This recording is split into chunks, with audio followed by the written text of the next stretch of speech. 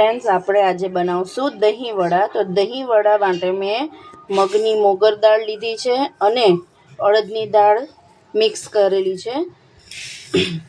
કે મગની મોગર દાળ છે અને 1.5 વાટકી અડદની દાળ છે।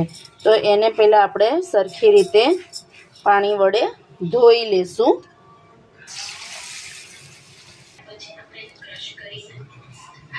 આ જો આપણે ધોઈ લીધી છે। હવે 2-3 વખત ધોઈ લેશું એટલે આ ડોળાશ નીકળી જશે। હવે આપણે એને 5 થી 6 કલાક માટે પલળવા માટે મૂકી દઈશું। જેમ વધારે વાર રાખશો તેમ વધારે સરસ થઈ જશે। મેં અત્યારે સવારે કરી દીધું છે। અત્યારના મારા ઘરે વાગ્યા છે 7 વાગ્યા છે। હું બપોરની રસોઈ પતાવીશ પછી હું આને પીસી અને મૂકી દઈશ। એટલે બપોરના 2 વાગ્યા જેવું હું પીસી નાખીશ આને।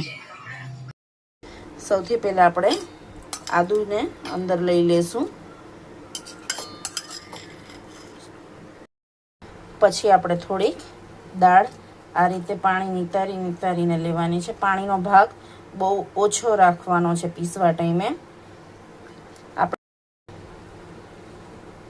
આપણે આદુની સાથે જ લઈ લેશું પીસવામાં દાળને, એટલે બરાબર આદુ પીસાઈ જાય। હવે આને આપણે પીસી લઈશું। પાણી નિતારીને લેવાનું કારણ એટલા માટે કે જ્યારે તમે વડા કરો ત્યારે વડામાં તેલ ન પીવે એટલા માટે। રિક્વાયરમેન્ટ હોય એટલું કરવાનું પાણી, બાકી વધારે નહીં।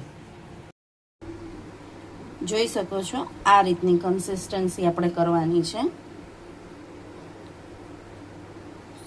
આવું બેટર હોવું જોઈએ, એકદમ પતલું નહીં હોવું જોઈએ। અને કદાચ જો થઈ જાય તો એની અંદર તમારે થોડોક ચોખાનો લોટ નાખી દેવો, જેનાથી એ પાણી પી જશે।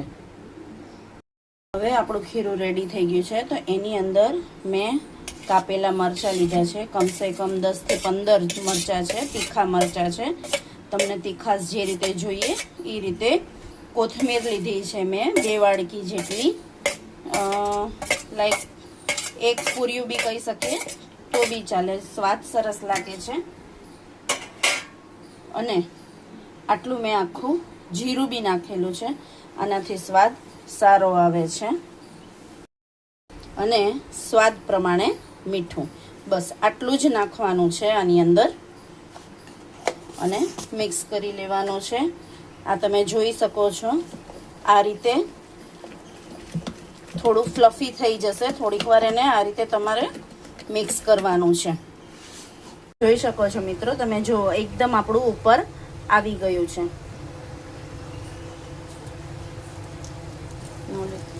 જો મિત્રો તમે જોઈ શકો છો આપણા વડા એકદમ સરસ ફ્લફી અને મસ્ત ખીરું થયું છે।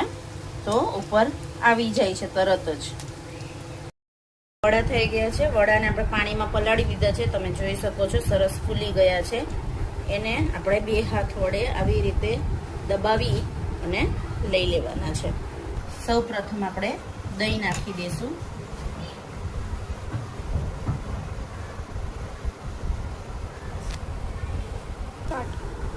હવે આપણે નાખી દઈશું ઉપર મીઠી ચટણી। હવે આપણે નાખી દઈશું તીખી ચટણી, તમારા ટેસ્ટ અકોર્ડિંગ। શેકેલું જીરું અને કાળી સંચર અને શેકેલું જીરું નાખવાનું છે આપણે। ચાટ મસાલો નાખી દઈશું ઉપરથી આપણે।